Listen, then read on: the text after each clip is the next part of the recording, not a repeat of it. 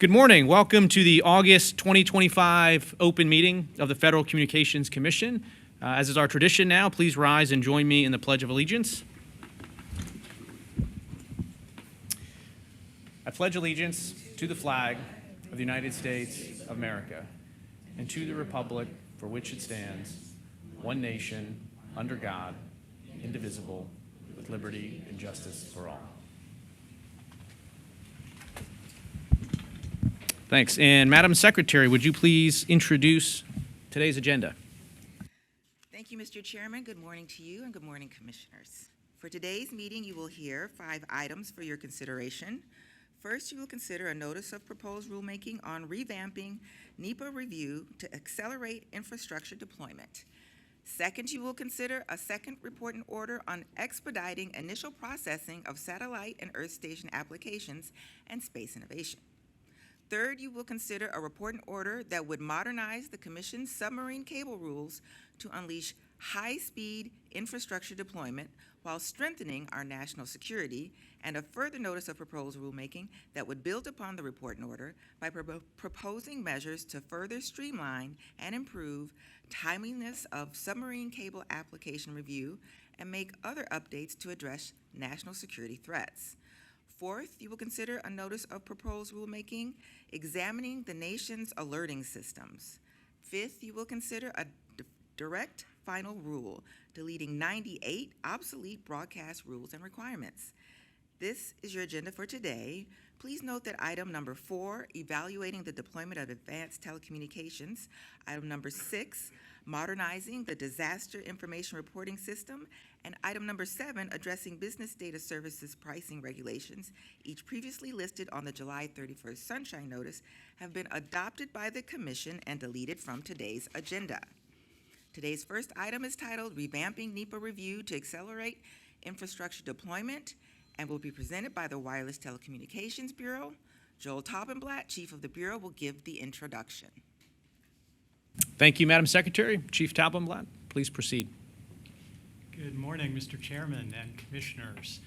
With me at the table, I'm pleased to introduce from the Wireless Bureau, John Lockwood, Senior Legal and Policy Advisor in the Bureau Front Office, and Garnet Hanley, Chief of the Competition Infrastructure Policy Division, and Garnet will present the item. Good morning, Chairman Carr and Commissioners. The notice of proposed rulemaking before you seeks comment on revising the Commission's rules implementing the National Environmental Policy Act, or NEPA, in light of changes to the NEPA statute made by Congress and consistent with the objective of an executive order to prioritize efficiency and certainty in revising agency NEPA regulations. Congress updated the definition of major federal action, the prerequisite to trigger a federal agency's NEPA obligations. The new definition narrows the range of actions to which NEPA applies to only those actions over which the agency determines there is substantial federal control and responsibility. Because of this, the NPRM asks certain questions, such as the deployment of wireless facilities pursuant to geographic licenses, whether they meet the updated definition of major federal action. The NPRM seeks comment on how the updated definition of major federal action should be applied to the Commission's rules, and on what changes, if any, are needed to bring the rules in line with the best reading of the amended definition. Given that the Commission's NEPA and National Historic Preservation Act, or NHPA, rules are entwined and codified in the same set of rules, the NPRM also seeks comment on any impact to the NHPA framework and examines what rule changes, if any, might be appropriate. Additionally, the NPRM seeks comment on other potential changes to the Commission's NEPA rules and procedures consistent with the amended NEPA statute and the Commission's policy of modernizing communication networks and simplifying government operations. For example, it seeks comment on its overarching categorical exclusion, its list of extraordinary circumstances, antenna structure registration, notice and filing responses and requirements, and timelines for completion of environmental assessments and environmental impact statements. The Bureau recommends adoption of this item and requests editorial privileges for technical and conforming edits. Thank you. Thank you. We'll now turn to comments from the bench, starting to my right with Commissioner Gomez. Thank you. After a period of rapid growth in federal infrastructure projects such as interstate highways, a new national consciousness around the importance of protecting and preserving our shared history and natural environment started to take root. During this time, Congress passed the National Historic Preservation Act of 1966 to protect places of historical significance to our nation. And a few years later, Congress also passed the National Environmental Policy Act of 1969, establishing a national framework to protect our environment. NEPA asks the federal government to consider the effects on the environment before taking any major action. While our core mission at the FCC is not to lead the preservation of historical sites or the protection of the environment, we do play a targeted and critical role in implementing these laws in the communications sector. To the extent that deployment of communications infrastructure disturbs the environment and sites of historical significance, we take a look and we work within the NEPA and NHPA frameworks to try to mitigate the effects. Our role then is to allow new technologies to reach people and to benefit our society while ensuring that we observe the processes established by Congress to protect humans, historical places, our natural environment, and infrastructure from harm. In this new age of rapid advancement and continuous deployment of new technologies, these processes remain as important as when Congress first established them. As this administration questions the value of bipartisan laws designed to protect our environment and to preserve our shared history, and as federal agencies are directed to prioritize efficiency and certainty over any other objective, know that I'm paying close attention. The goals of NEPA and historic preservation matter. I appreciate the chair for incorporating edits and questions to balance this notice, as well as the Wireless Bureau's hard work on this item. Now, as always, it is critical for the public to comment. We need to know your opinion on whether changes to how the FCC implements NHPA and NEPA make sense. This is your environment. This is your history. I encourage you to comment, and for this reason, I approve this notice to the public of our proposed rulemaking. Thank you, Commissioner. Commissioner Trusty. Thank you. This week, I had the opportunity to visit Jackson, Mississippi, and speak at the University of Mississippi Medical Center. As I drove around Jackson, I found myself shifting my focus from regulatory spectrum policy to the physical infrastructure that brings electromagnetic frequencies to life. Along Interstate 55, I caught a glimpse of the backhaul lines, base stations, towers, and antennas that form the foundation of our nation's wireless networks. In Washington, we've spent considerable time on spectrum. Congress, the FCC, and other federal agencies have made significant investments to identify and make spectrum available. Just 2 weeks ago, the Commission set the table to auction AWS-3 spectrum, and the months ahead will continue building on the spectrum pipeline enabled by the One Big Beautiful Bill. But spectrum alone is not enough. Those investments will not deliver value if the FCC's infrastructure siting rules slow down deployment. Failure to modernize our rules puts American wireless leadership at risk. Although we've made progress on 5G deployment, some international benchmarks show the United States trailing global competitors like China, who have aggressively streamlined infrastructure siting policies and tied wireless deployment directly to national industrial strategy. Though the Commission has taken important steps to reduce barriers that have helped advance 5G, new infrastructure investments, those critical to maintaining our wireless edge, are often still subject to environmental and historical rules that haven't kept pace with legal and regulatory developments. We cannot let outdated permitting requirements prevent Americans from benefiting from 21st century connectivity. Instead, we should be focused on streamlining siting, removing regulatory bottlenecks, and accelerating the deployment of secure, high-speed infrastructure. Today's notice of proposed rulemaking seeks comment on updating the Commission's NEPA and NHPA rules. Importantly, it proposes to align our regulations with the amended statutory framework established in the Fiscal Responsibility Act of 2023. These proposals also reflect the principles set forth in President Trump's executive order, directing agencies to prioritize efficiency and certainty in their NEPA implementation. To be clear, modernizing our NEPA process does not mean ignoring the environmental or historical impacts of wireless infrastructure. Rather, it gives us the opportunity to strike the right balance, one that enables the timely deployment of next-generation networks while still ensuring appropriate reviews for projects that may have a meaningful impact on their surroundings. By taking a fresh look at our NEPA rules, we can help clear the path for innovation and ensure that the United States remains a global leader in wireless technology. I thank the Chairman and the Wireless Bureau for your work on this very important item. Thank you. Thank you, Commissioners.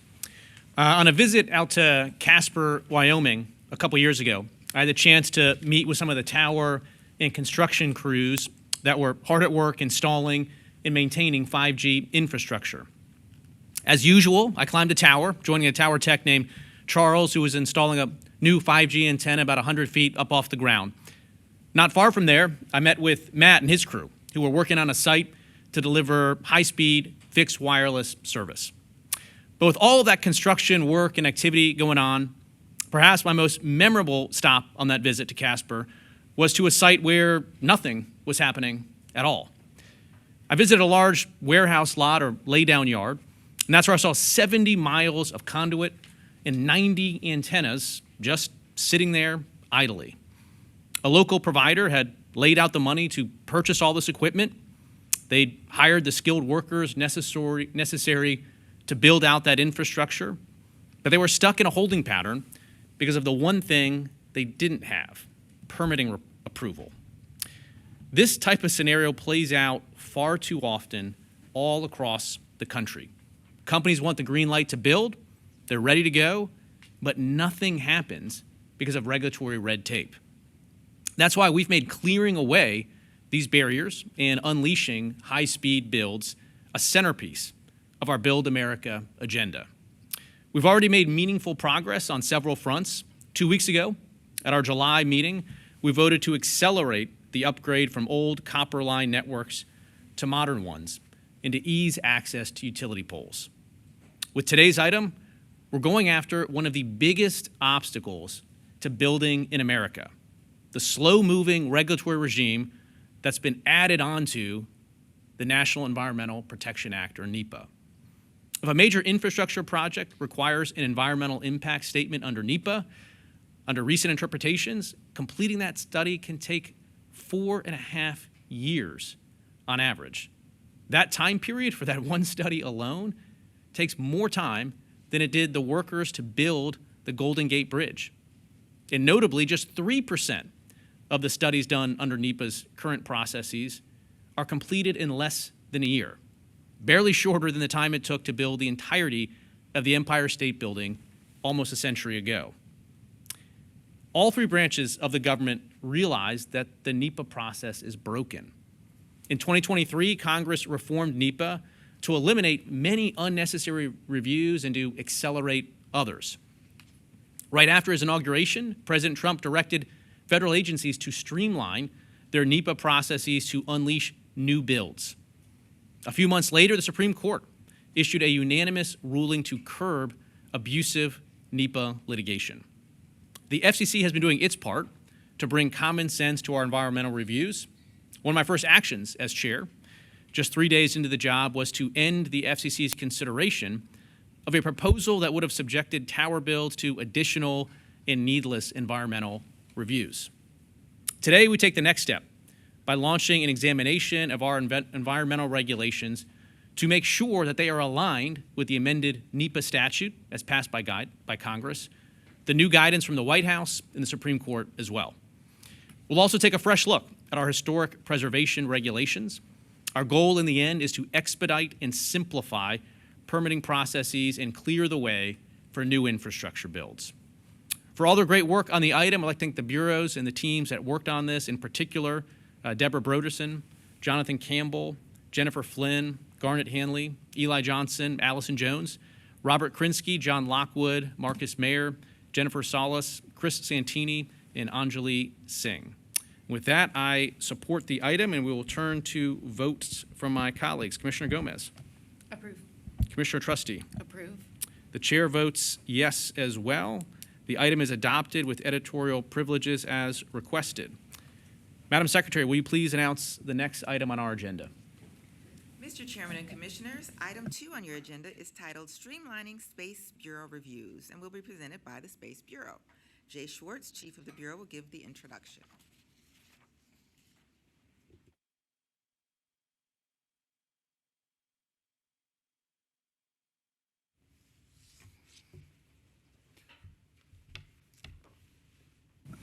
Chief Schwartz, please proceed. Good morning, Mr. Chairman. Good morning, Commissioners. With me at the table, several colleagues from the Space Bureau. We have Franco Hinojosa, Janine Poltrineri, Sankar Prasad, and Greg Koutros. Greg is going to present the item, but first, he's going to give you a licensing update from 2025 in the Space Bureau. Good morning, Mr. Chairman. Good morning, Commissioners. Today, we are presenting a second report in order to accelerate and simplify application processing for both Earth and space stations. However, we'd like to take a moment to also provide an update on the progress we have been making in our review of Earth station applications this year. As you'll see on the screen, through July, the Space Bureau processed 2,070 Earth station applications. You'll also notice the number of applications processed increased substantially in March. That's when we implemented new measures to expedite our review, eliminate unnecessary filings, and clarify guidance for certain Earth station requests. The results of Space Bureau's Earth station processing have paid off by reducing the number of pending requests. As you can see, in only a few months, there's been a large reduction in the Earth station backlog. In particular, since January, we have reduced the number of pending Earth station applications by 46%.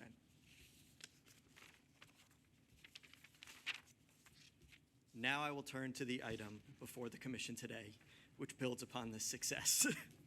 The Space Bureau is pleased to present a second report in order that would streamline and expedite processes for space stations and Earth stations.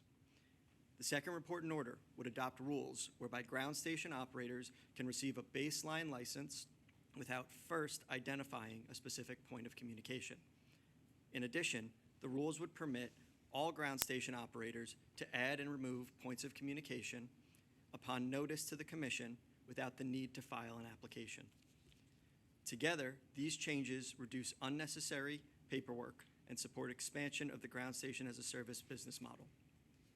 Additionally, the reforms in the item would expand the list of license modifications not requiring prior authorization, adopt a 30-day shot clock for most Earth station renewal applications, and eliminate the need for certain repetitive requests for special temporary authority for geostationary orbit satellites. The second report in order would also change the default status of all applications to permit but disclose and delete outdated rules, such as the requirement for applicants to print and retain paper copies of their applications for their files. The Bureau recommends adoption of the item and requests editorial privileges for technical and conforming edits. Thank you. Thank you for the presentation, and thank you and the Bureau, Jay, and the team for all the great work clearing those backlogs. It's great to get that update. It's an impressive amount of work you guys are cutting through. With that, we'll hear comments from the bench, starting with Commissioner Gomez. Thank you.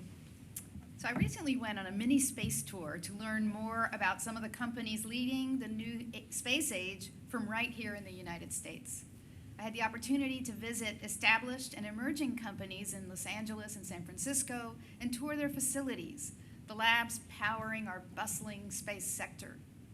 My goal with these visits was simply to learn about how these innovators are contributing to the field, as well as to discuss ways in which the FCC can better meet this moment of interstellar innovation. I visited satellite manufacturers and operators like Astranis, Rocket Lab, K2 Space, and Planet, a mix of established and new entrants that are manufacturing satellites in California. Each of them is making its own mark in the space economy. These companies exemplify the new era of commercial space, homegrown and globally forged. Meeting these visionaries made me even more excited for American innovation and leadership in space. And I'm not the only one. According to an industry estimate, over 11,000 small satellites were deployed between 2022 and 2024. And today, there are 618 GEO and over 10,000 NGSO active satellites. Further, the global satellite industry revenue for 2024 is estimated to have been a striking $293 billion. So in other words, everyone is really excited about space. Explosive growth in this sector, domestically and internationally, has meant new opportunities for entrepreneurs, but it also raises new questions for regulators like the FCC, particularly around striking the right approach to responsible space use that supports innovation and competition. The order we adopt today is our response to keep policy up to speed with the fast pace of innovation and deployment in the space sector. The work leading up to this order started a couple of years ago under the leadership of Chairwoman Rosenworcel, who also led the establishment of the Space Bureau and the rollout of the Transparency Initiative, an effort to provide space applicants with the tools and knowledge they need to file their applications for space communications. I am pleased to see that today we take another step to streamline Earth and space station application processes to support innovation. So thank you to the Space Bureau for your work on this item. Thank you, Commissioner. Commissioner Trustee. Thank you. On August 7th, 1959, 66 years ago today, NASA launched the Explorer 6 satellite. Just days later, Explorer 6 transmitted the first ever image of Earth from space orbit to a ground station in Hawaii. That moment marked a turning point in American history, setting off a wave of innovation in space exploration and satellite communications that has endured for generations. Today, we find ourselves in a new golden age of space activity. Satellites now underpin essential services from broadband connectivity and GPS to television broadcasting, weather forecasting, and remote sensing. And just as in 1959, U.S. leadership remains vital. The FCC's regulatory framework must meet this moment, supporting current innovation while paving the way for future breakthroughs. The second report in order takes a significant step in that direction. It adopts a more streamlined approach to processing satellite and Earth station applications, helping to accelerate deployment without sacrificing appropriate commission oversight of license modifications and renewals.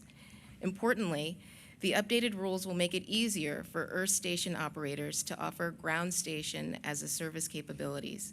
This change is especially valuable as it will lower costs and reduce barriers to entry for satellite startups, university-led missions, scientific research, and international partners broadening participation in the space economy. We are in the midst of a new space race, one defined not only by competition but by rapid innovation. Washington must not allow bureaucratic inertia to hold us back.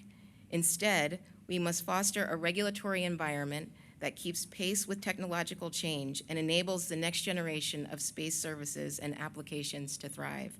I commend the Space Bureau for its thoughtful work on this item, and I look forward to continuing our progress to modernize the FCC's approach to space. Thank you. Thank you, Commissioner. A key pillar of our Build America agenda is boosting the U.S. space economy. And it's not hard to see why. You just look at the numbers. The global value for the space economy just passed $600 billion. And ensuring that American companies secure and extend leadership positions in this sector means more jobs and economic opportunity for the country. I'm confident that our businesses will lead the world if we get the regulatory framework right. I saw some of that great U.S. innovation just last month on a visit about an hour from here in Leesburg, Virginia. That's where I visited a company that launched the first non-geostationary satellite constellation all the way back in the 1990s. 30 years later, they now operate a network of satellites that provides connectivity for customers across every sector of transportation. To help America's space companies continue to succeed and grow, we're not only working to speed up and simplify our processes, but we're also working to promote more flexibility as well. After all, a one-size-fits-all approach to regulation doesn't match the realities of the evolving space economy. As we heard from today's presentation, we've already made significant progress towards reducing the time it takes to move through our regulatory review process. For example, our Space Bureau has already cut the backlog of pending applications nearly in half. With today's action, we're taking the next step. Often, paperwork piles up because our rules ask for too many unnecessary filings. Making the smallest change to a satellite system or Earth station can require an entirely new FCC approval process. So the order we adopt today will eliminate FCC approval requirements for a range of routine changes that pose no risk to the public. One of our reforms will eliminate roughly half of Earth station modification applications. Through these and other streamlining improvements, the FCC will hold itself accountable to more predictable timelines, such as a 30-day shot clock for Earth station renewal applications. Eliminating unnecessary paperwork doesn't just improve efficiency, it kickstarts American innovation. And all of this is just the beginning. We'll continue to take the necessary steps to inject more rocket fuel into the FCC's licensing process and protect America's advantage in space for decades to come. For all their great work on today's item and the work to get us here, clearing the backlog, thanks to the Space Bureau team, in particular to Greg Koutros, Janine Poltrineri, Carrie Murray, Franco Hinosa, Sankar Prasad, Stephen Dool, Stephanie Neville as well. Thanks to the team. We'll now proceed to a vote on the item, starting with Commissioner Gomez. Approve. Commissioner Trustee. Approve. The chair votes to approve as well. The item is adopted with editorial privileges as requested.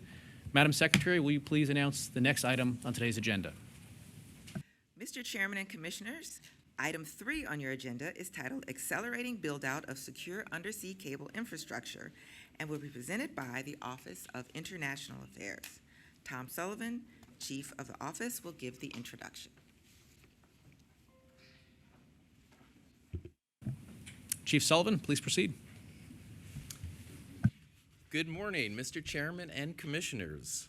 Before you is a report in order and further notice of proposed rulemaking that modernizes the Commission's submarine cable rules to unleash high-speed infrastructure deployment while also strengthening national security. This report in order and further notice was an effort of the great staff in the Office of International Affairs with a significant assist from the Public Safety and Homeland Security Bureau team. With me today from the Office of International Affairs are Denise Coca, Chief of the Telecommunications and Analysis Division, and Desiree Hansen, Attorney Advisor in the division and the lead attorney on the item. Desiree will present the item. Thank you, Tom. Good morning, Mr. Chairman and Commissioners. The Office of International Affairs is pleased to present this report in order and further notice of proposed rulemaking, which is the first major comprehensive update of our submarine cable licensing rules since 2001. Submarine cables carry 99% of all internet traffic. Their security and build-out are the foundation to U.S. leadership in AI and emerging technology. The report in order adopts measures to modernize and simplify the approval process to fuel U.S. allies and partners, investment, and reduce regulatory burden where possible. At the same time, to have a more secure and resilient communication supply chain, the report in order adopts rules that emphasize preventing and mitigating national security risks from foreign adversaries. To protect submarine cables against foreign adversaries, the report in order adopts a presumption of denial of certain foreign adversary-controlled license applicants, limits capacity leasing agreements with such entities, prohibits covered list equipment or services on cables, adopts cybersecurity and physical security requirements for submarine cable systems, and other necessary security measures. Moreover, To ensure our records of submarine cables remain accurate, as well as to inform proposals that are contained in the further notice, the report and order requires licensees to respond to a one-time information collection. The report and order also improves the circuit capacity data collection process. Now, the further notice seeks to streamline and improve the timeliness of application review by proposing to exempt from Team Telecom review license applications that meet several high-level security standards.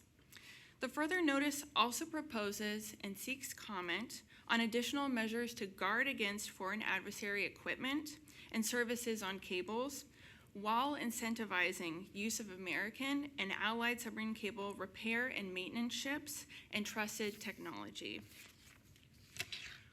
We recommend adoption of the report and order and the further notice and request editorial privileges for technical and conforming edits. Thank you.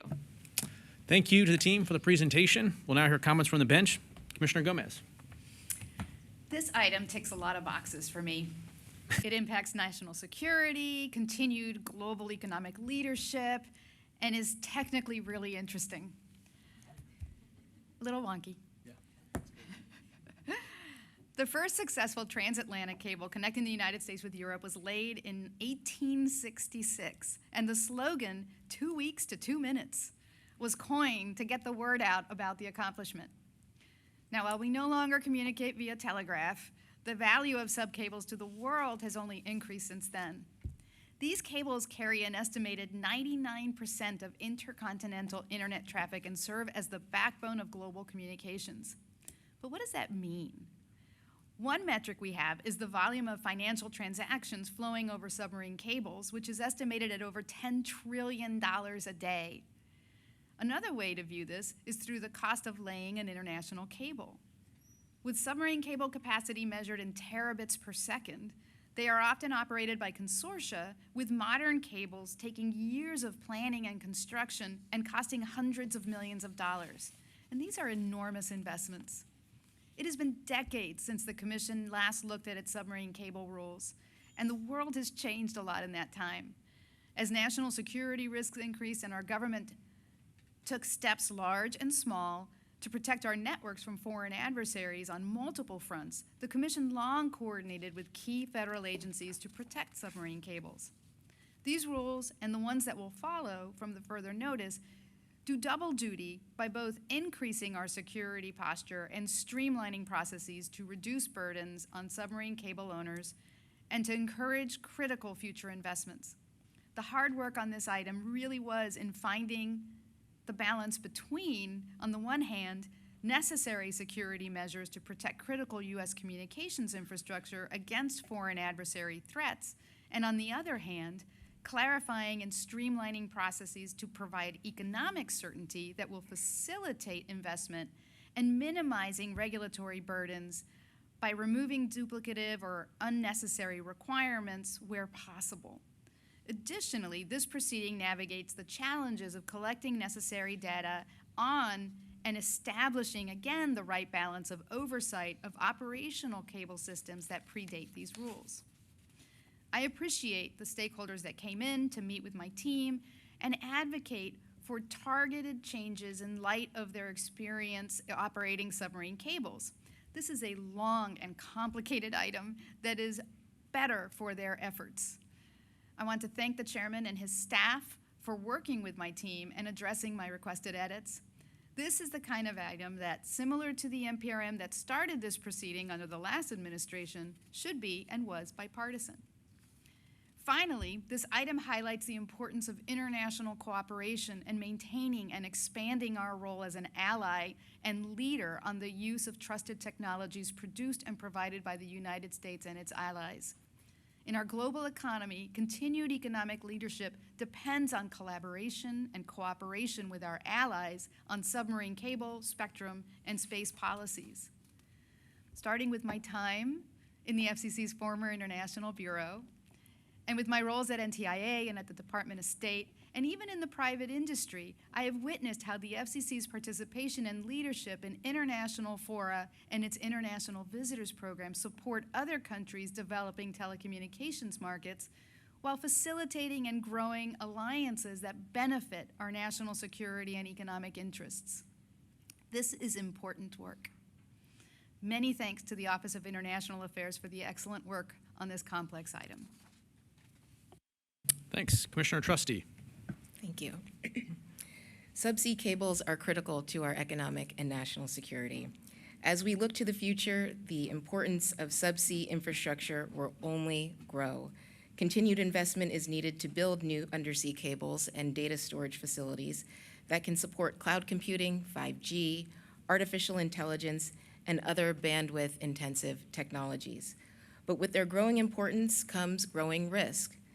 Subsea cables are uniquely vulnerable to espionage, sabotage, and surveillance. Our global adversaries understand this. Chinese state-owned and private companies continue to invest aggressively in subsea cable infrastructure, while the Russian military has demonstrated advanced capabilities to map and monitor undersea cable routes. These trends cannot be ignored, which is why today's order is so important. The order supports the growth of the undersea cable industry while reinforcing the security of U.S. investments and the vast amount of data these cables carry.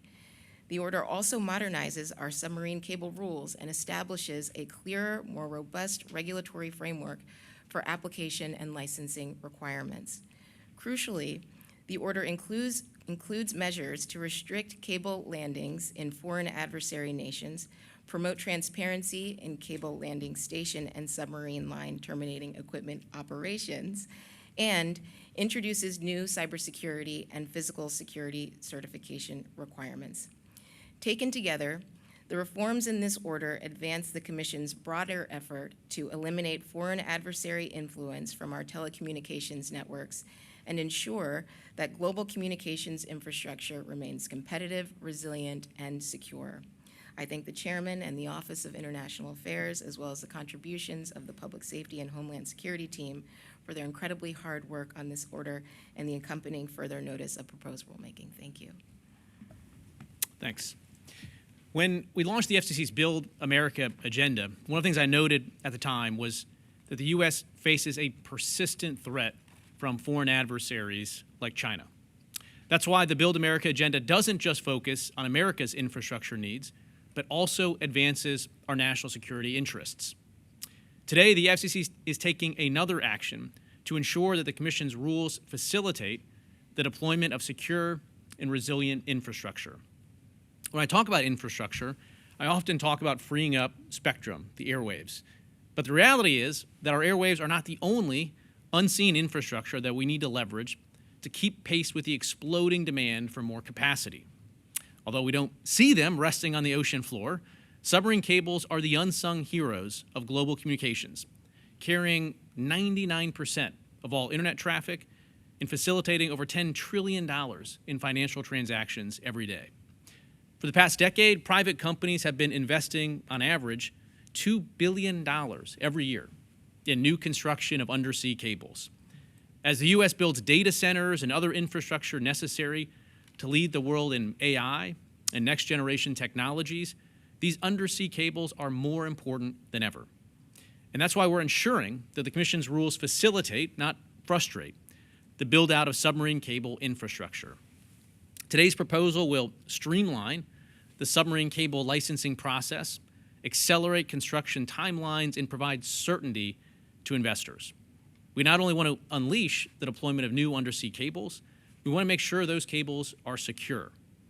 In recent years, we've seen submarine cable infrastructure threatened by foreign adversaries. To mitigate those threats, this item seeks comment on various measures to protect submarine cable security against foreign adversary equipment and services. It also incentivizes the use of American submarine cable repair and maintenance ships and the use of trusted technology abroad. In President Trump's America First investment policy memorandum, he states that economic security is national security. Today's FCC decision follows this memo and advances its goals of promoting investment in world-leading secure infrastructure. For all their great work on the item, I'd like to thank the team, in particular, Jody Cooper, Greg Helegian, Desiree Hansen, Gabrielle Kim, Padma Krishnaswamy, Hale Laws, Zoe Lee, this is a tough group here, Svanche Swider, and Stacy Wise Ashton for all of their great work on the item. With that, we'll proceed to a vote, starting with Commissioner Gomez. Approve. Commissioner Trustee? Approve. The chair votes aye as well. Madam Secretary, will you please announce the next item on today's agenda? Mr. Chairman and Commissioners, item 4 on your agenda is titled Examining the Nation's Alerting Systems and will be presented by the Public Safety and Homeland Security Bureau. Zenji Nagazawa, Chief of the Bureau, will give the introduction. Good morning, Mr. Chairman and Commissioners. The Public Safety and Homeland Security Bureau is pleased to present for your consideration a notice of proposed rulemaking that would comprehensively re-examine the emergency alert system and wireless emergency alerts from the ground up. Seated at the table with me are Austin Randazzo, Acting Deputy Bureau Chief, and Stephen Carpenter, Electronics Engineer in the Bureau, who will present the item. Stephen? Thank you, Chief Nakazawa. Good morning, Chairman Carr and Commissioners. Today's notice of proposed rulemaking would begin a re-examination of the Emergency Alert System, EAS, and Wireless Emergency Alerts, WEA, from the ground up and explore whether fundamental changes could make these life-saving systems more effective, efficient, and better able to serve the public's needs. While there is no question about the value that EAS and WEA provide to public safety, both systems were first introduced many years ago using the technology available at the time to address specific public needs. Through this notice, the Commission would seek comment on which goals alerting systems should aim to achieve and explore how the nation's alerting systems can be designed to better meet the needs of the officials that send alerts. It asks about the transmission capabilities that the nation's public alert and warning systems must have to achieve their objectives, including the need for resilience, geographic targeting, and security. The notice would also seek comment on the kinds of information that need to be conveyed to the public and how that information can be effectively conveyed. Finally, the notice asks whether EAS and WEA are currently meeting the needs and expectations of both the public and alerting authorities, and if not, whether EAS and WEA need to be redesigned to fully reach their potential for achieving the nation's alerting objectives. The Bureau recommends adoption of this notice of proposed rulemaking and requests editorial privileges for technical and conforming edits. Thank you. Thank you. And we'll now proceed to comments from the bench, starting with Commissioner Gomez. Last week, communities in Hawaii and Alaska were told by local, state, and national authorities to be ready to evacuate, take shelter, or seek higher ground. That's because an 8.8 magnitude earthquake had struck the Russian coast and could soon threaten these two states with potentially deadly tsunami waves. Parts of the West Coast were told to be on alert as well. And thankfully, while the worst did not come to pass, this moment showed just how important it is for government to continue to look for ways to improve the way we communicate with the public during national disasters and emergency situations. Because there are always important lessons we can learn from our response to these unexpected moments. So as I reviewed this item, I looked back on our government's response to recent emergencies in these areas and found some concerning reports. First, in Hawaii, we heard of severe traffic gridlock during this latest tsunami threat due to over-evacuation as these warnings came in during the afternoon rush hour. People were initially told to leave entirely the areas at risk, and authorities were slow to communicate alternatives like vertical evacuation in safe structures. In Alaska, some confused residents were given conflicting messages as they struggled to understand what steps to take to keep themselves and their families safe. Some received WEAs with a mistaken evacuation order for Unalaska, which caused panic and confusion until authorities reversed course. I want to be clear, I deeply value the work of our alerting authorities and first responders in these situations, but they are human and mistakes like these happen. But that should not prevent us from looking at every possible way we can minimize them, whether through new and improved technology or through more targeted and streamlined systems. That's why I'm glad we are looking at all the ways in which we can modernize EAS and WEAs so that we can reach more people in a more accurate and targeted way, and I thank the chairman for elevating this issue. I'd also like to note that on both instances I just mentioned, one key partner in our complicated but vital alerting infrastructure stepped up to help provide clarity for the public in moments of extreme confusion and perceived danger. That, of course, would be the public stations that serve these two regions. Despite enormous personal risk, these journalists at Hawaii Public Radio stayed put while everybody else fled. From their desks, still within the evacuation zone or on the ground, they continued to report and provide updates to the public, helping clear up confusion as those stuck in traffic tuned in to their local public station to hear the latest guidance on evacuations. In the end, it was public media who helped get the message out that there were other alternatives to leaving the area. And in Alaska, it was KUCB, the official primary alert station for the region, and another public station that first noticed the mistaken evacuation order and worked with local and state authorities to provide the public with immediate clarity amidst the confusion. There's no doubt how critical of a role public stations play in our alerting system. Back in April, I had the honor of visiting WHYY in Philadelphia, another public station that serves as an LP1, which is the technical term for how we describe a station that has the great responsibility of serving as the primary disseminator of emergency information to other stations in the region. Despite the many false narratives coming out of Washington, this public station is deeply invested in serving its local community.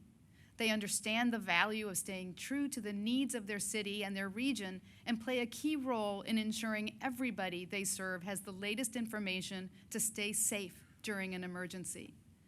That's why it's been concerning to see unfounded political attacks against these public stations, which most recently culminated in a successful effort to strip their funding and limit the ways in which they can effectively serve the public during emergency situations.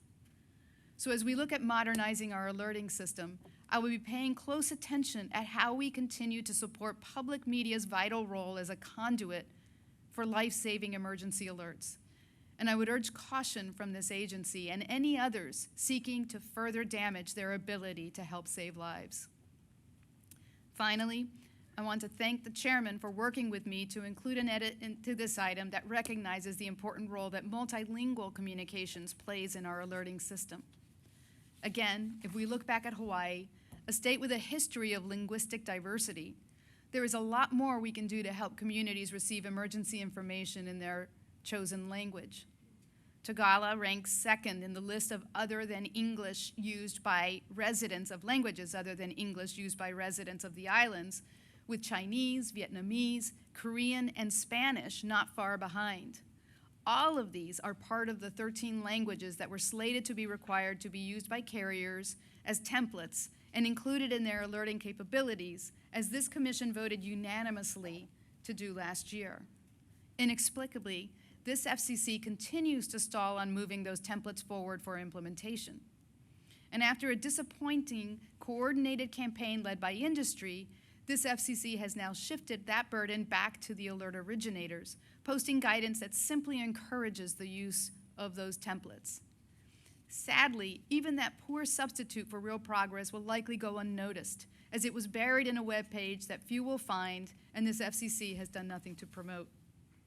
So as we look ahead at how to improve our alerting capabilities, I urge others to continue to hold this FCC accountable to its promise to ensure more people are reached in an emergency, regardless of what language they speak. Again, thank you to the chairman for working with me on that edit and to the Public Safety Bureau for their work on this item. Thank you, Commissioner. Commissioner Trusty. Great. One Halloween night, a couple in Trout, Louisiana, was getting ready for bed in their mobile home when a wireless emergency alert suddenly rang out on their cell phone. It was just past midnight, and the alert warned them of an approaching F2 tornado. They immediately left their home and stayed with family in a safer location. Although the tornado destroyed their home and all of their belongings, thanks to that timely alert, their lives were spared. This story is just one example of how wireless emergency alerts can save lives by prompting people to move out of harm's way. But recent tragedies caused by devastating floods in Texas, North Carolina, and Kentucky have underscored that the emergency alert system remains a vital yet imperfect tool in warning Americans about impending danger. These heartbreaking events have revealed vulnerabilities in our national alerting systems. They have raised critical questions about when and how emergency warnings reach the public, particularly in rural and underserved areas. In light of reports from North Carolina and Texas where residents had limited time to escape the floodwaters after receiving alerts, it's critical that we explore where communications breakdowns may occur and how federal alerting systems can be seamlessly integrated into state and local efforts to warn communities. Today's notice of proposed rulemaking seeks to modernize the emergency alert system and wireless emergency alerts. It asks timely questions about the type of information alerts should convey, how to deliver them effectively, and how to align our alerting infrastructure with the many ways Americans consume media and technology today. The NPRM also explores strategies to build greater resilience, including how to target specific populations better, like those in rural communities, without inadvertently contributing to alert fatigue in areas not at risk. Ultimately, our goal is simple but urgent: to ensure that Americans receive life-saving information at the right time, in the most effective format, so they can take action before disaster strikes. I am hopeful that by rethinking and reconfiguring our alert systems, we can harness modern technology to save more lives when every second counts. I thank the Public Safety and Homeland Security Bureau for their important work on this item. Thank you. Thank you, Commissioner. One of the points that I've emphasized with the FCC's leadership team is that we should take a first principles approach to our jobs. Just because something's been done a certain way for a certain number of years, we shouldn't hesitate to change things up, whether in big or small ways. That's certainly the approach we're taking with this item today. Two of our most vital communications tools to keep people safe in times of crisis are the nation's alerting and warning systems: the Emergency Alert System, or EAS, and the Wireless Emergency Alerts Program, or WEA. I've seen these tools in action, and there is no doubt that they have been a tremendous benefit to public safety and for saving Americans' lives. Since I've been at the FCC over the past several years, we've made multiple changes to both programs. But the frameworks underlying EAS and WEA are 31 and 13 years old, respectively. That's a long time by any measure and a lifetime in the technology sector. Today, we are asking questions to assess whether EAS and WEA are delivering on their core objectives, and if not, how they can be changed to make sure they're leveraging the latest technologies to ensure that those systems continue to save lives. For all their great work on the item, I'd like to thank the team, including Stephen Carpenter, George Donata, David Kirshner, David Munson, Austin Randazzo, Bradley Rosen, Tara Shostak, James Wiley, and of course our chief as well. Thanks to the team for all the work. It has my support, and we'll now turn to comments, to votes from the bench, starting with Commissioner Gomez. Approve. Commissioner Trusty? Approve. The chair votes yes as well. The item is adopted with editorial privileges as requested, and I got the stink eye for the general counsel for not invoking the key words of editorial privileges as requested for the last item. So hopefully saying that now clears it nunc pro tunc. I think that's right. Is that the right term? Exactly. Thanks. All right. And with that, Madam Secretary, will you please announce the next and I think last item on today's agenda? Mr. Chairman and Commissioners, item 5 on your agenda is titled Deleting 98 Obsolete Broadcast Rules and Requirements, and will be presented by the Consumer and Governmental Affairs Bureau, the Media Bureau. And Aaron Boone, Chief of the Bureau, will give the introduction. Chief Boone, when you're ready, please proceed. All right, good morning, Mr. Chairman and Commissioners. Today, the Media Bureau presents a direct final rule which repeals certain broadcast regulations that have been identified as obsolete, outdated, or unnecessary. Joining me at the table are Hillary DeNigro, Deputy Chief of the Media Bureau, and Kathy Berthett of the Media Bureau's Policy Division. Kathy will present the item. Good morning, Mr. Chairman and Commissioners. In March, the Commission launched the Delete procedure to identify and eliminate unnecessary regulatory burdens.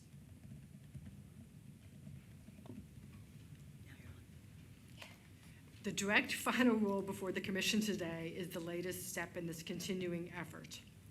Specifically, the item identifies 71 broadcast rule provisions totaling approximately 5,100 words and covering 98 regulatory burdens that plainly no longer serve the public interest because they govern obsolete, analog-era broadcast technology, do not reflect current broadcast industry practice, or are outdated or duplicative.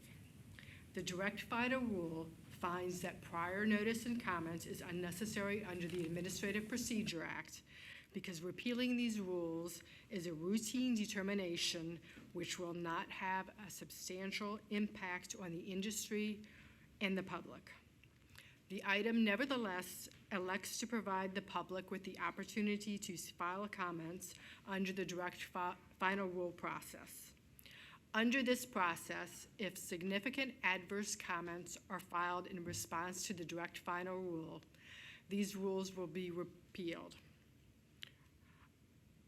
If no significant adverse comments are filed. If significant adverse comments are filed with respect to any of these rules, the Commission will publish a timely withdrawal in the Federal Register to ensure that any rules subject to such comments are not repealed. Finally, if the agency determines that comments filed do not qualify as significant adverse comments, it will issue a public notice briefly explaining the basis for this determination.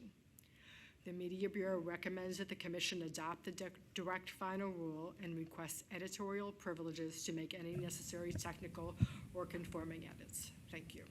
Thank you, Kathy, for the presentation. We'll now start with comments with Commissioner Gomez. So I want to thank the agency staff for doing the hard work of identifying Commission rules that may have outlived their usefulness.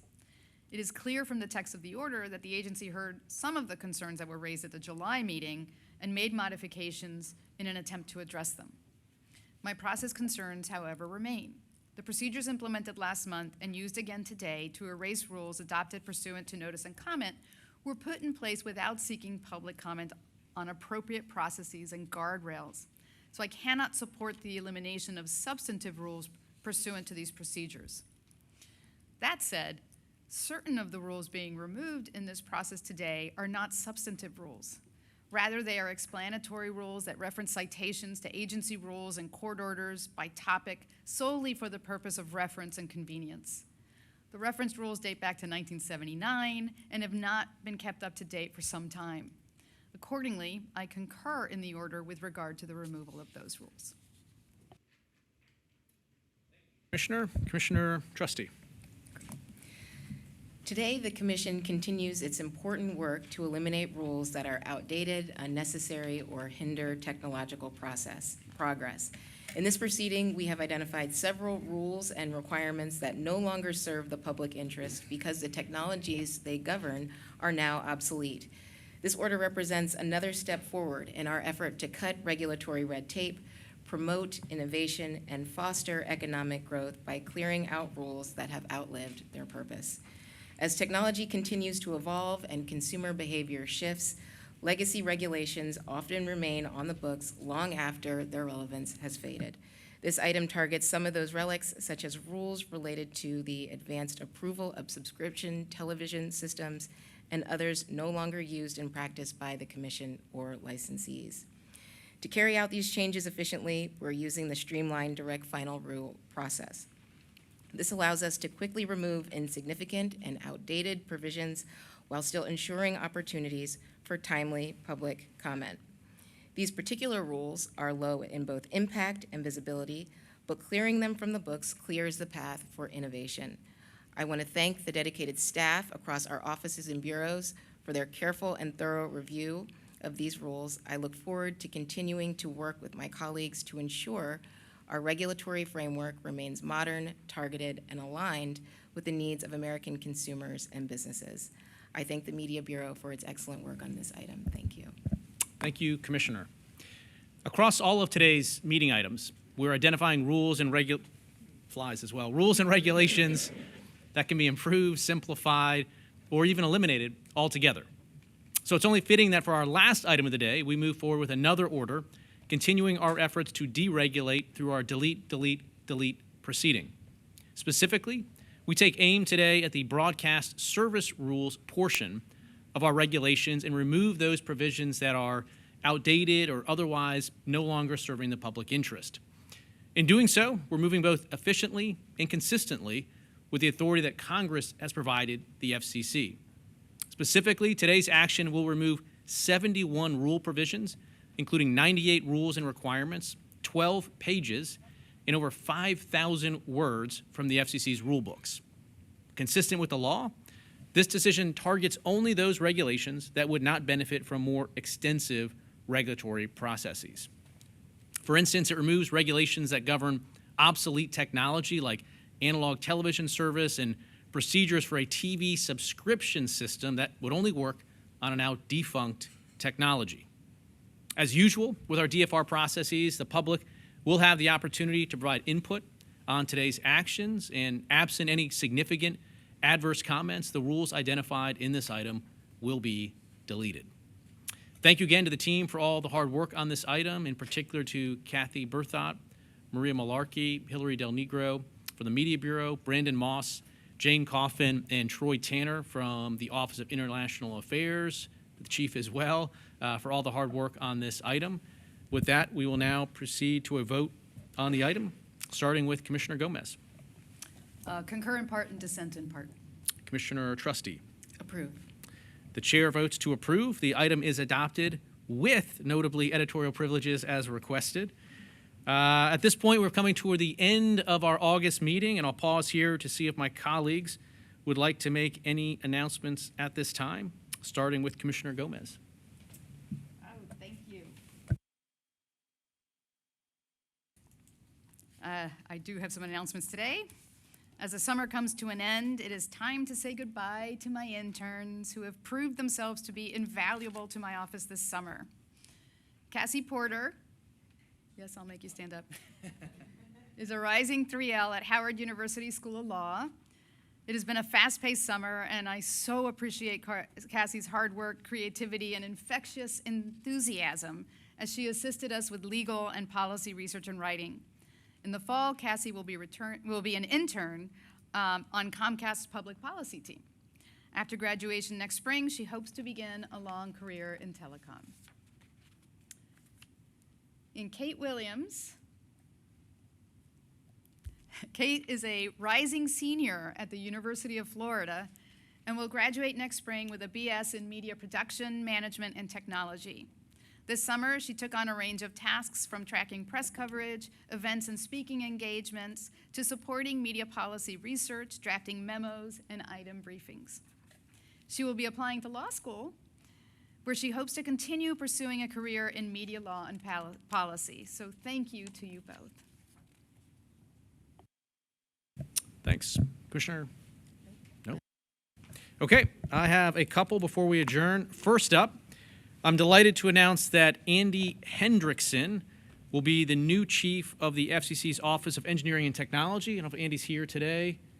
If not, we will be entertaining a petition to reconsideration this decision. Andy brings more than 20 years of technical leadership from across the telecom and large-scale digital infrastructure industries. Most recently, he served as the Chief Technology Officer in the FCC's Enforcement Bureau and has a lot of expertise that he can bring to bear. These are obviously big shoes to fill always when you're stepping into a leadership position in OET. As the FCC's Build America agenda ramps up, our work is going to benefit greatly from all of Andy's understanding of both the technical foundations and real-world impact of our decisions. I look forward to drawing on his expertise to leverage transformative technologies like 5G, next-gen satellite, and AI to ensure that we are serving the public interest. I'd also like to extend my sincere thanks and appreciation to Ira Keltz for serving in this role and stepping up to lead the office for these last several months, and obviously very pleased that he'll be continuing his public service with us as Deputy Chief in OET. Next up in my office, we have our intern, Ryan Cavanis. Ryan, you got to do the standing up portion of this. Ryan is headed back to George Mason's Antonin Scalia School of Law for his 2L year. Ryan has truly been a great addition to our office this summer. He's helped out the team with a number of important research projects, and he's always gotten it done. He's just been a great support and help around the office on a lot of efforts we've done, so we wish him all the best for the upcoming school year. Speaking of interns, I would like to step back and recognize all of the FCC's summer interns from around the agency who have either left or are soon leaving. It's been great to have you here.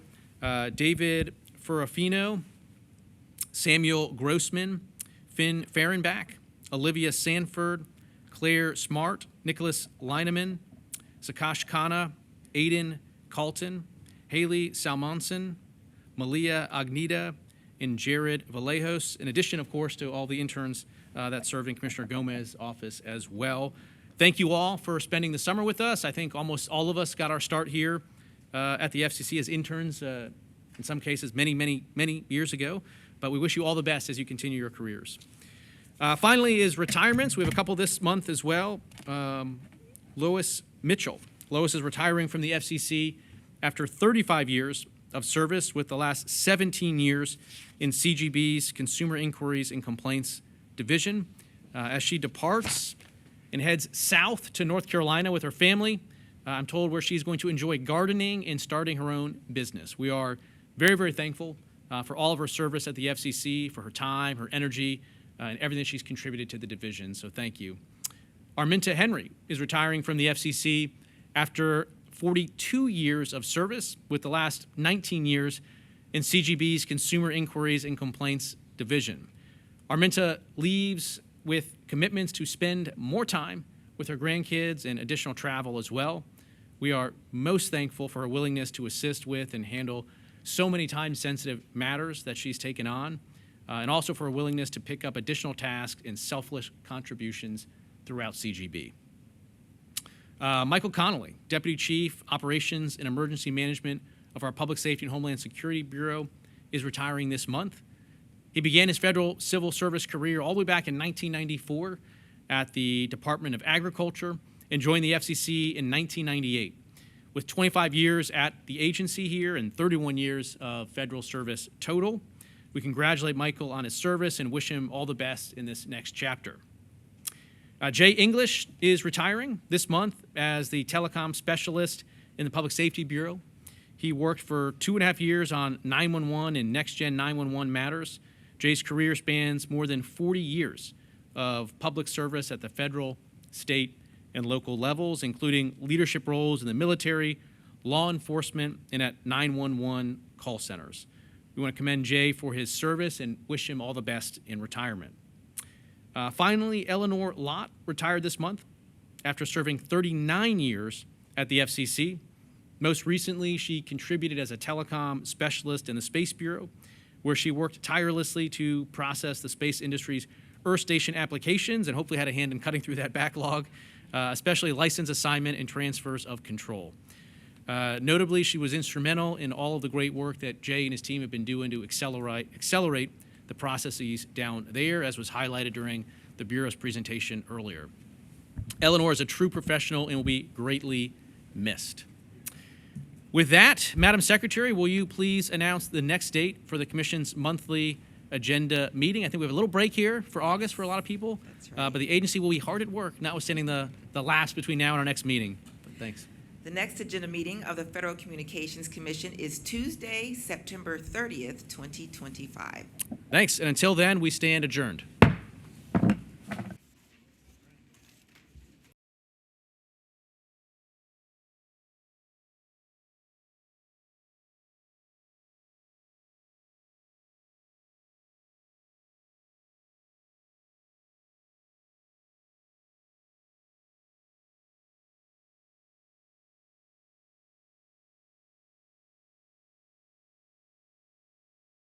If I could please have your attention, we're going to start the press conference momentarily.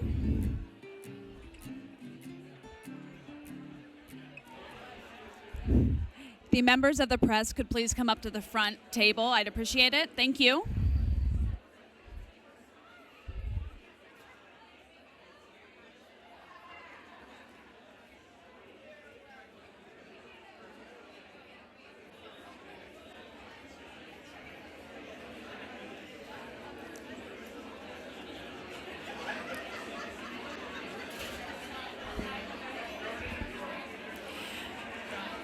We're going to be starting the chairman's press conference. If you could please take your conversations outside so we can get the room to quiet a little bit. Thank you.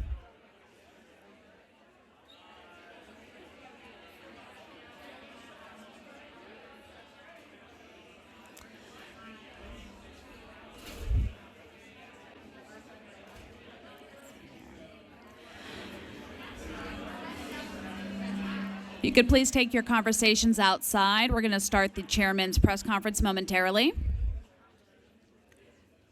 Thanks for the volume kick there, Jeff.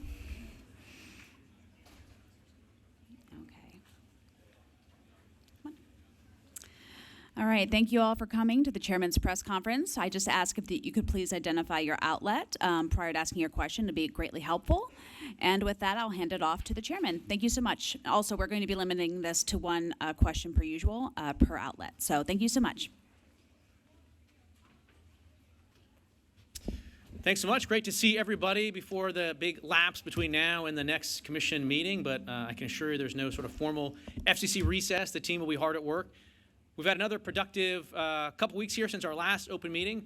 It was an honor to be at the White House earlier this week and join President Trump as he signed the executive order that establishes the White House task force on the Summer Olympic Games in 2028. That's something that the FCC and its engineers and wireless experts and teams have already been hard at work. There's a lot of expertise in this building that we bring to bear on large sporting events, and the Summer Olympic Games or that. I was told at the event, I believe, that it's the equivalent of 20 Super Bowls every single day for 30 straight days. And so there's a lot of work that the FCC's teams are going to do to help ensure telecom infrastructure is resilient and tries to address any interference issues that might arise.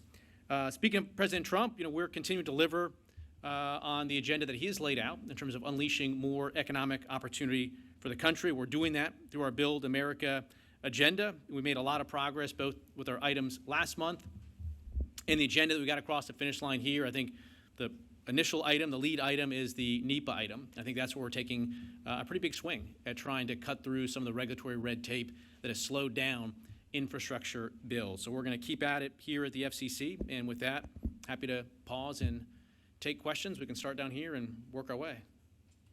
Sure. Unless you're not ready. I don't want to put you on the spot. We can come back to you. Hi, my name's Dan Novak. I'm with the National Law Journal. I wanted to know if you thought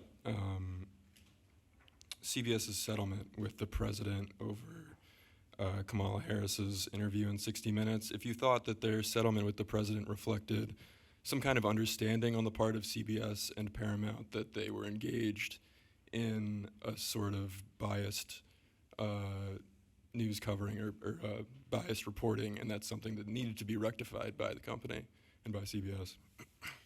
Well, look, neither I nor the FCC were involved in that litigation. What we had was a separate transaction that was before the FCC, and as I've said repeatedly at this podium and other places, we ran our normal regulatory review process. Our timeline for reaching a final decision in that proceeding aligns with our recent precedent in other transactions. One of the things that I have been concerned about is the lack of trust in mainstream media. There was a Gallup poll out not that long ago that showed for years trust in legacy mainstream media at least stayed above Congress, and now they've fallen below even Congress in terms of trust. And it's clear to me that something there has to change. I think the FCC over the years has stepped back from enforcing the public interest obligations on local broadcasters, and I don't think that that has benefited the American people. Those concerns about trust in the media has continued to decline. This is an issue that I focus a lot on, and I was very pleased to see that the new owners of CBS put a filing in with the FCC that committed to more fact-based reporting, unbiased journalism. They've committed to a wide variety of viewpoints across different political and ideological perspectives. They have a ombudsman that they put in place for at least 2 years that can address bias concerns that will report directly to the president of new CBS, not to the president of new CBS. I got to emphasize that apparently. And with those commitments, in our general review of the record, I felt confident that we could move forward. But yeah, it's clear to me that something fundamental has to change when it comes to the legacy mainstream media. And so hopefully this will represent a course correction at CBS. Hi, Mr. Chairman. Todd Shields with the Capitol Forum. Should the big three wireless companies be allowed to acquire more spectrum? Of course. Yeah, I mean, when you look at the hockey stick curve of demand, we are going to be running out of capacity across our mobile wireless providers at some point in the not too distant future. And it takes years and years, unfortunately, to bring more spectrum online. So we want to keep leading the world in 5G and 6G. If we want to continue to make AI function on mobile phones, we need to continue to push spectrum out into the commercial marketplace. And of course, those three providers, I hope get additional spectrum in the years to come here. We hear about arguments within the administration on this point. Could you address that? Has there been discord within the administration? No, I don't think so at all. I don't think there's any daylight across the administration on this issue. I think we communicate regularly with each other. For the FCC's part, we have never said that there's a specific number of wireless providers that we have to have, and frankly, it wouldn't really make sense in my view to do that for a lot of reasons, including when you look at the competitive landscape today. It's not three mobile wireless competitors going at each other in a silo. You've got a lot of pressure that's coming from different providers, including cable. And if you look at the entities that are bringing in the highest percentage of new mobile wireless subscribers, oftentimes it's cable providers with their MVNOs and some of their own spectrum that they're using to do that. And so I think it's a very competitive environment right now. It's not limited to three, and so I don't have a set number in mind. Good morning, Mr. Chairman. Kelsey Griffiths with Bloomberg News.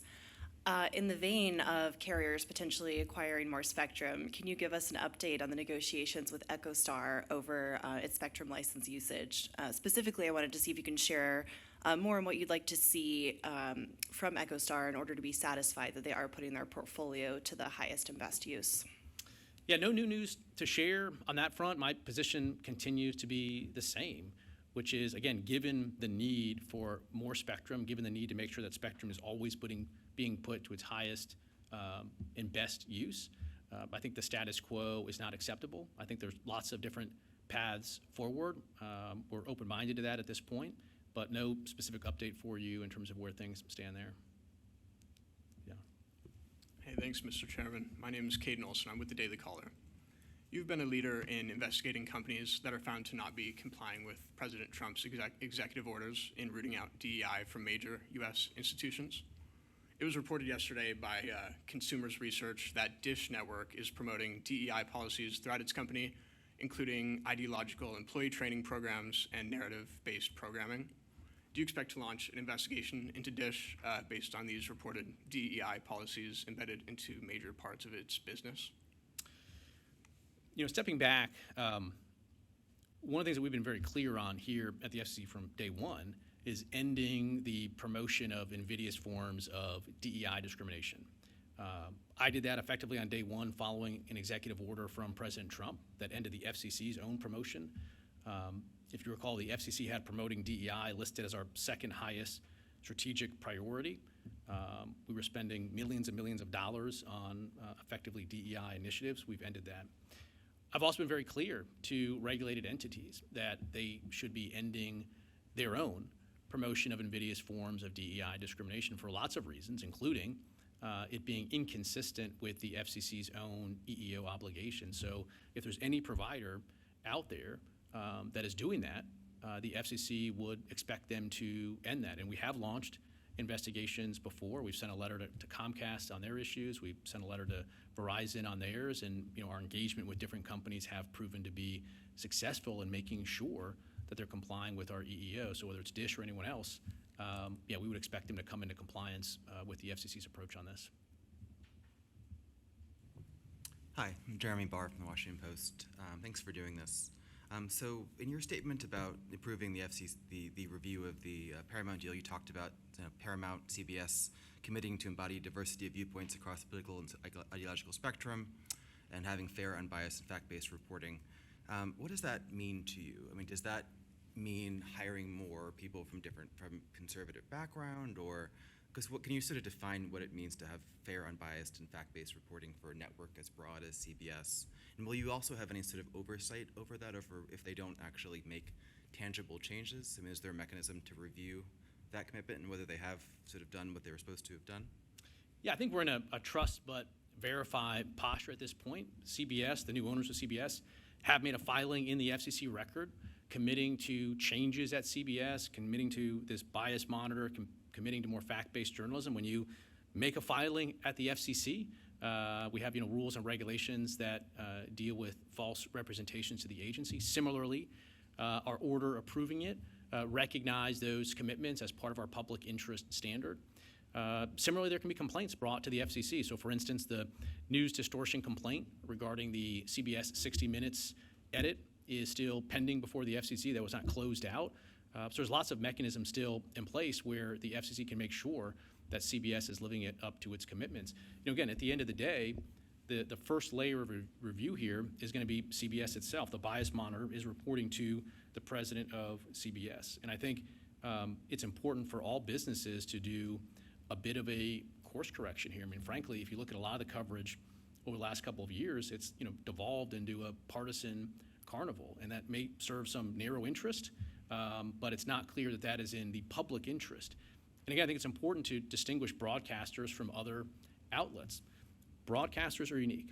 They've been given a license by the federal government to exclude other people from using those airwaves. That necessarily excludes the speech of other people. Cable's different. That's not licensed by the FCC. I know we get a lot of complaints about CNN or MSNBC or Fox News, but those aren't licensed by the FCC. They don't have a public interest obligation. And same, obviously, when you move further down in terms of podcasts and Substacks. But when it comes to broadcasters, they need to operate in the public interest. And, I think it's important to see a course correction. But also, just as a business matter, I mean, you look at someone like Stephen Colbert, reportedly losing $40 to $50 million a year. And I think it's, there's business pressures as well on these entities to course correct here. Just real quick. So Skydance had committed in a letter to undergoing a comprehensive review of CBS content and to making changes. Was that part of the approval? I didn't see that in your actual statement about the approval. Say that again?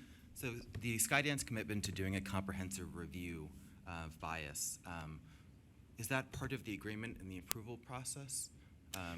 They filed a standalone letter that made all of the commitments that they were willing to make, and they put it in the record, and that was all of the things that were in their letter have been incorporated into the FCC's decisional document. Will you get a report on that review or any other sort of way to see? Yeah, I'm confident that we're going to stay in touch with them and sort of track this issue. Okay, yeah. Thanks.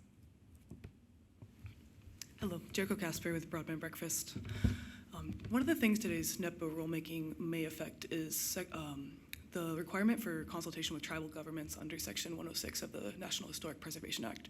I'm curious if your office met with any tribal governments leading up to today's adoption of the NPRM, and what were their main concerns?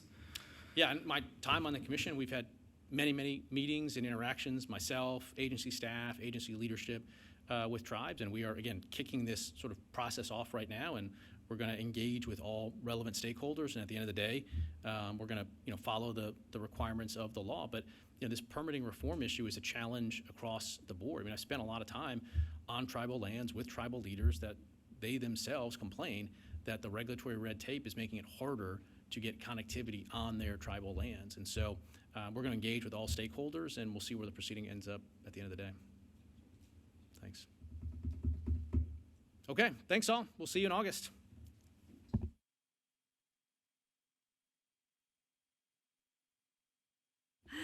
All right, thank you, everybody. We're going to hand it off now to Bureau press conference with my colleague Will Wyquist. Thanks so much.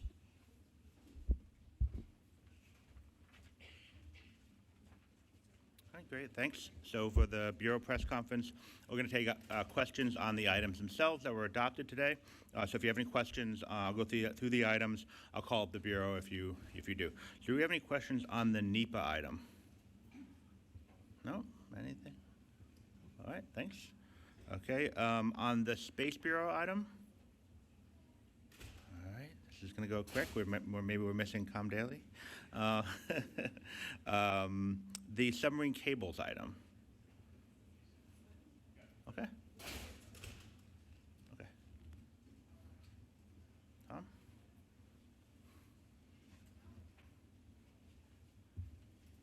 Miss Howard here. I know. Yeah.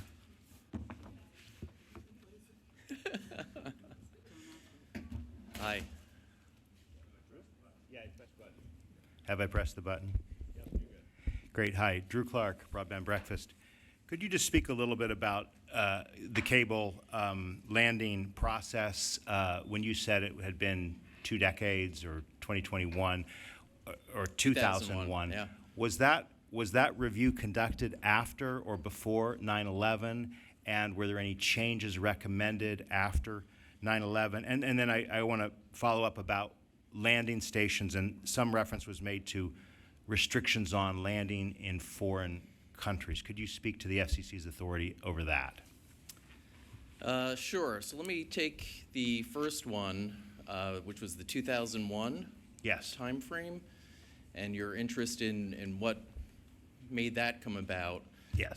At that time, it was mostly competition-based issues that were before the commission, such as dominant foreign reciprocal carrier on a consortium cable, more in terms of the pricing and chokehold leverage that different consortium members could have if they were more extreme. So it didn't fully focus on a lot of the national security or even, the competitive marketplace that we see now going forward, even in terms of exchange of leasing and IRU, those types of capacity arrangements that have, significantly evolved over the 2+ decades. And if you can remind me of that was done prior to 9/11, correct? Yeah. Okay. It initiated, yes, yeah, prior to 9/11, yes. Well, the 'Cause question. there was a NPRM, the last report and order was at 2001. Okay. So the second part of the question was about foreign landing stations. Did I hear correctly? There was a restriction on foreign landing stations? In so much as they're in a foreign adversary country, which we define in the report and order under the Department of Commerce rules, which I can give you the rule site.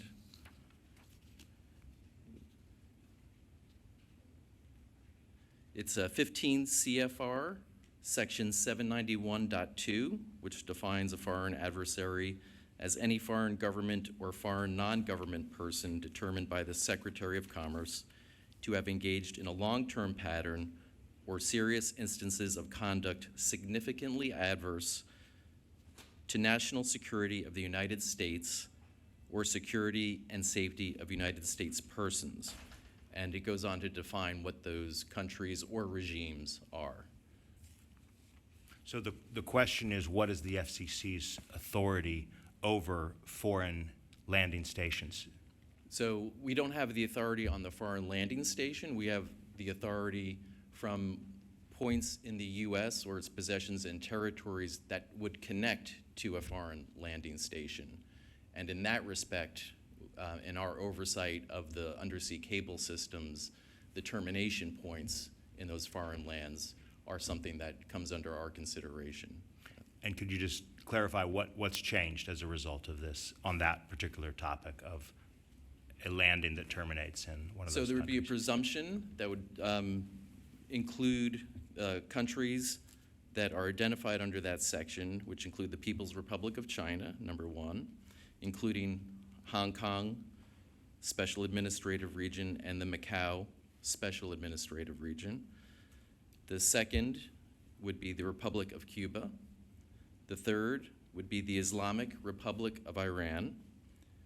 The fourth would be the Democratic People's Republic of Korea.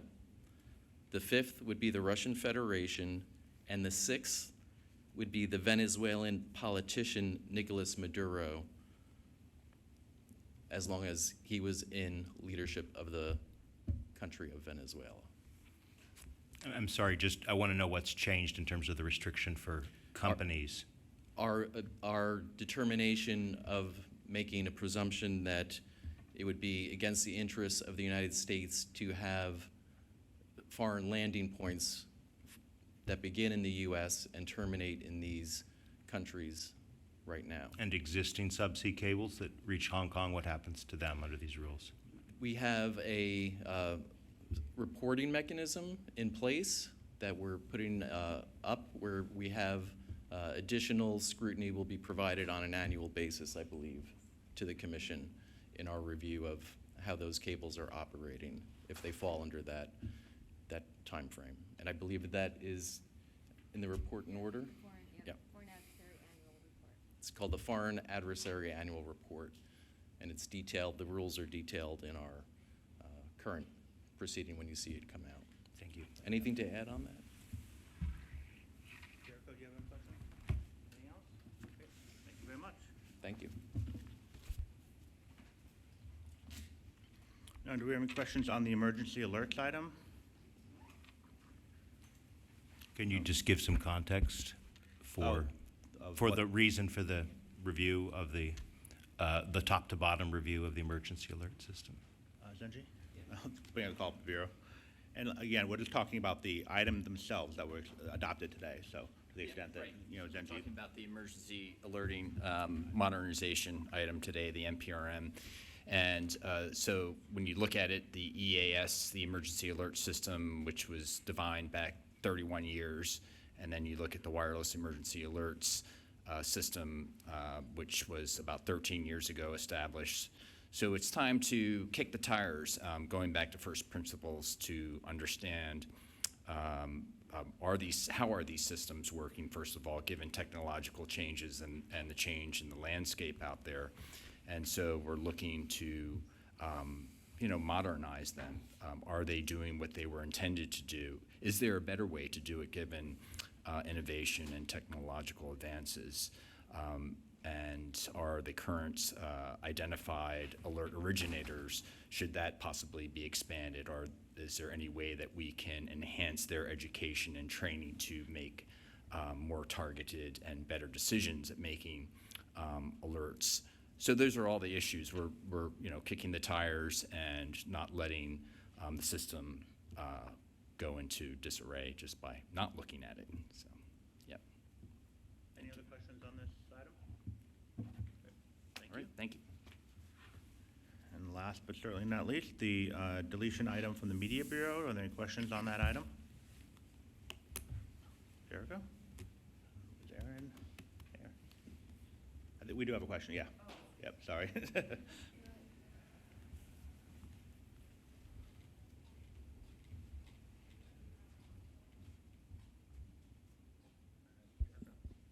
Thank you. Jericho Casper with Broadband Breakfast.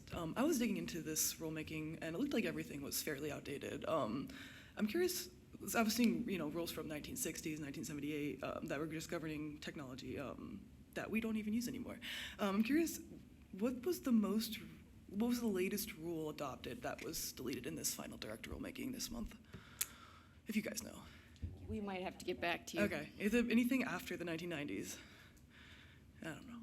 I don't believe so. Yeah, that's fine. That's fine. Thank you. We have the information. Okay. That's fine. That's all I had. Appreciate you. Yep. Great. Yeah, All right. Thank you. Anything else? No? Sorry. Great. And with that, I'm going to hand it off to Commissioner Gomez. Thank you all.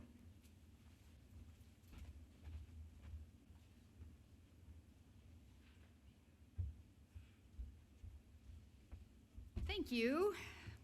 Good afternoon, all three of you. So you don't often see me back here so soon after our last meeting, so I appreciate you sticking around with us for this August meeting.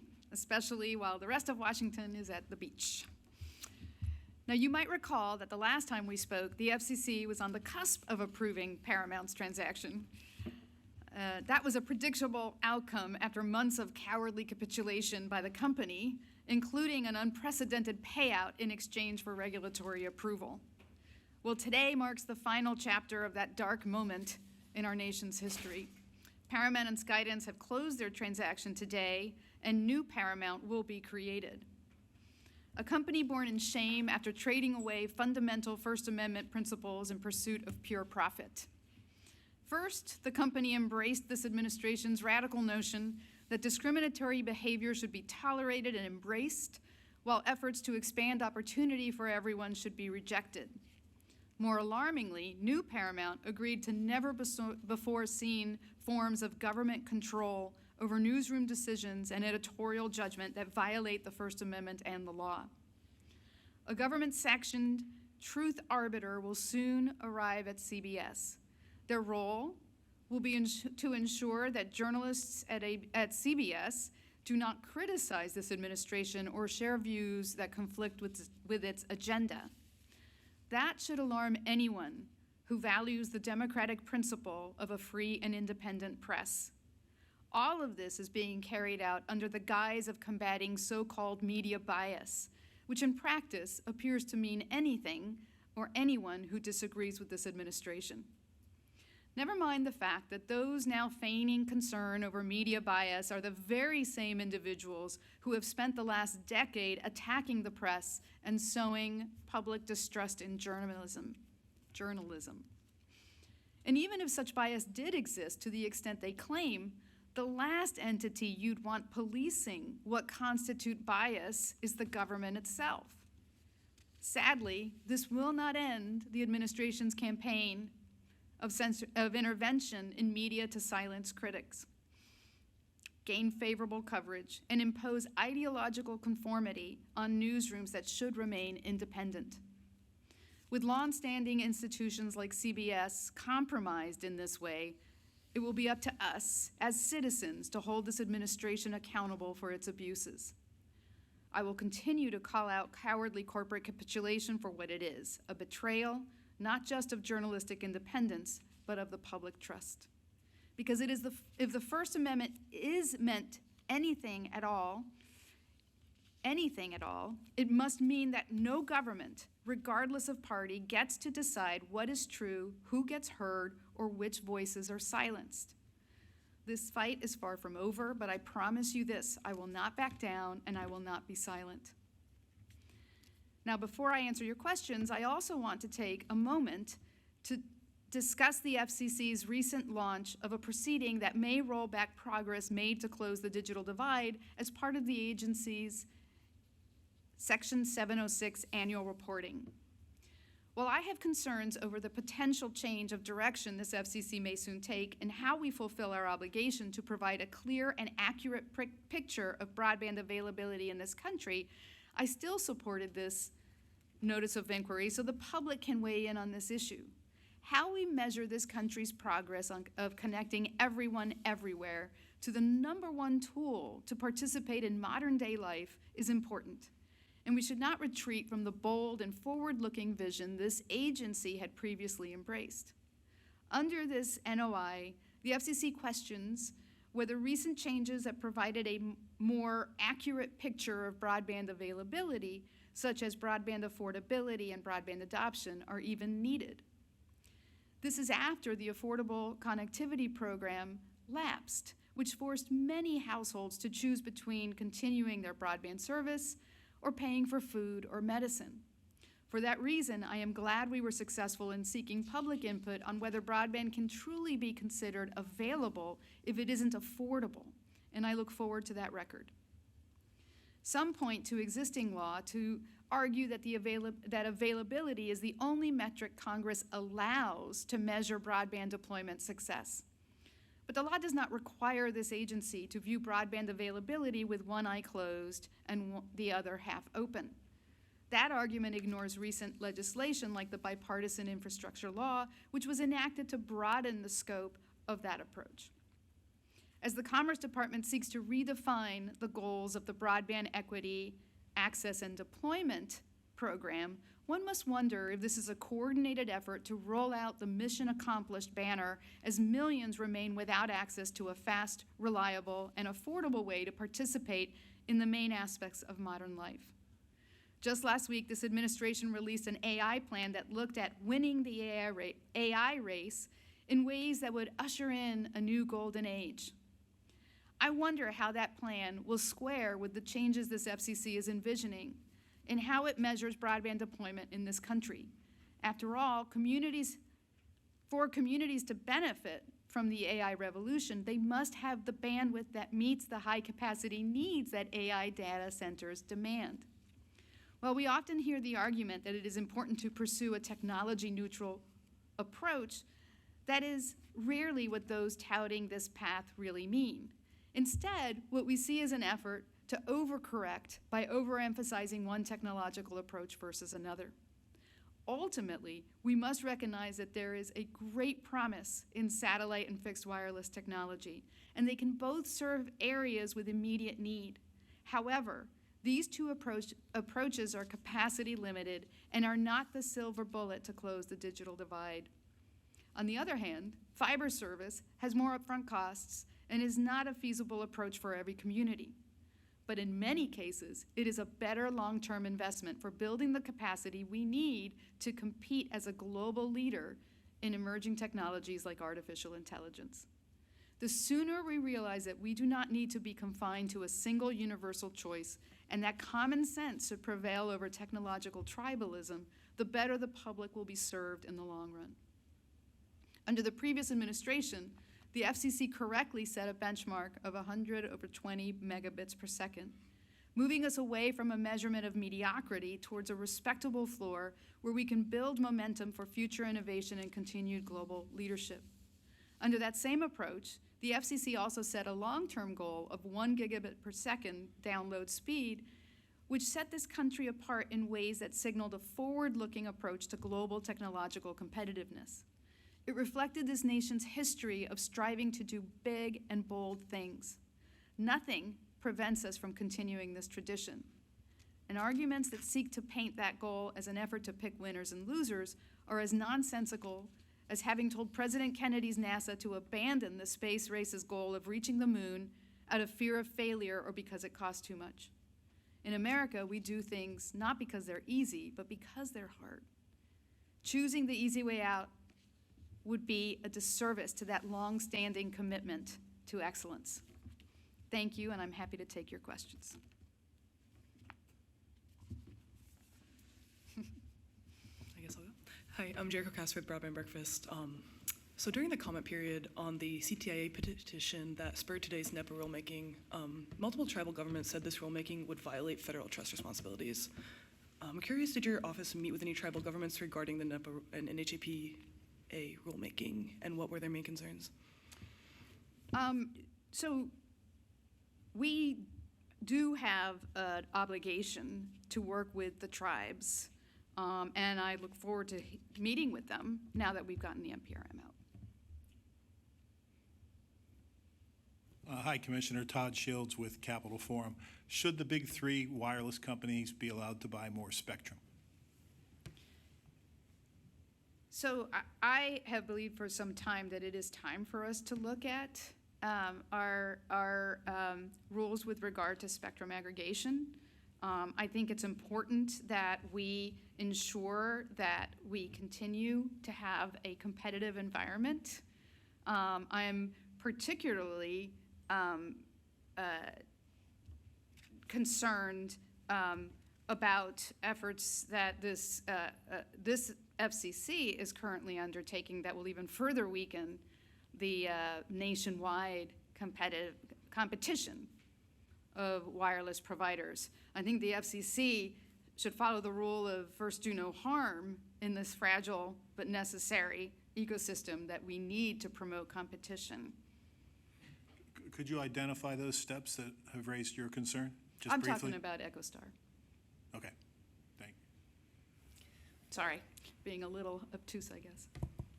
Well, Todd set me up again perfectly to ask a sort of follow-up question. I'm Kelsey Griffiths with Bloomberg News.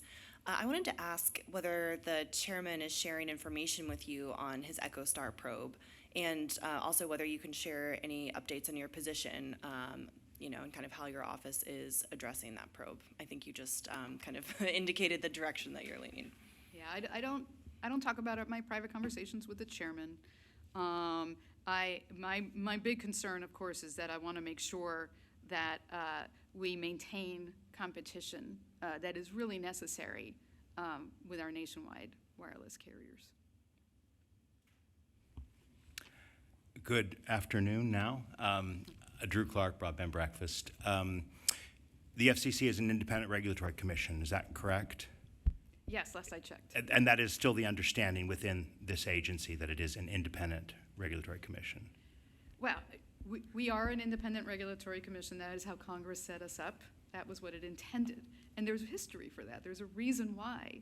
When Congress created the precursor to the Federal Communications Commission, it did so out of concern that it not be subject to the whims of a single person, particularly when it came to broadcast regulation.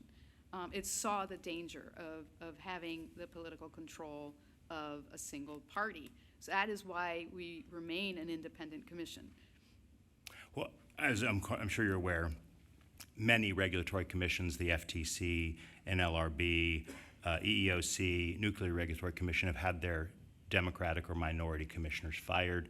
And thus far, I don't believe any have been reinstated for more than a day by any court decision. I'm wondering if you have any concerns that you might be fired, and what you think Chairman Carr's attitude. Has this come up as you've talked about it? I mean, what really is keeping you here at the commission?